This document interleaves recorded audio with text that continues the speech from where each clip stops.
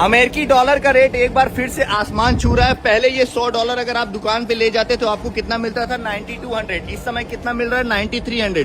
अगर आपको किसी देश की अर्थव्यवस्था पता करना होता है तो सबसे पहले आप डॉलर से कंपेयर करते हैं। लेकिन आप देख रहे हैं ईरान इजराइल का वार चल रहा है, जिसकी वजह से धीरे धीरे सारी चीजें महंगी होती जा रही हैं। गैस की प्रॉब्लम हो रही है, तेल की प्रॉब्लम हो रही है। अभी LNG LPG आपने देखा था कतर में फायर हो रहा है, उसके बाद सऊदी में फायर हुआ, उसके बाद फिर ईरान क्या कर रहा है, टारगेट कर रहा है हमारे गैस वाले। क्योंकि सबको पता है अगर देखो किसी देश में आपको सबसे पहले कमजोर करना है तो आपके मेन वहां पे जो आपका बिजनेस है वो आप तोड़ेंगे तो उस देश की अर्थव्यवस्था खुद ही कमजोर हो जाएगी। लेकिन हमारे भारत का पैसा क्यों गिरा ये तो मुझे फिलहाल नहीं पता, लेकिन अगर आपको पता है तो आप जरूर बताइएगा। लेकिन हमको भाई मेरा क्या है, मेरा तो सही है, मेरा तो सैलरी बढ़ गया। पहले जो हम लोग पाते थे 300 रुपए अगर मैं लेके जाऊंगा $300 तो मुझे कितना मिलेगा पता है? पहले मिलता था 9×3=27 9200। उसके बाद मान लो हमको मिलता था 27,000।